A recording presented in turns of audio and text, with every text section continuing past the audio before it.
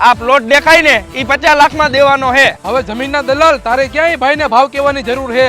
પાર્ટીનો નંબર આપી દે, ભાઈ વાત કરી લે હે। એટલે તને કોણ બતાવે, તું તારું કામ કર ને, આ તો અમારો ધંધો હે। આ તો મહેનત કરીને પૈસા કમાવને। આ ભાઈ આ જમીનના દલાલ પાસે જમીન લેતા નહીં, આ બટકાવાના ધંધા કરે છે અને વચમાં ઘણા બધા પૈસા ખાઈ જાય છે। તો ભાઈ આ જગ્યાના 50 લાખ નો આવે, 40 લાખ જ આવે। 40 લાખમાં નો લેતા, આ જગ્યા મેલી છે, ખાઈ જે ભૂત થાય છે।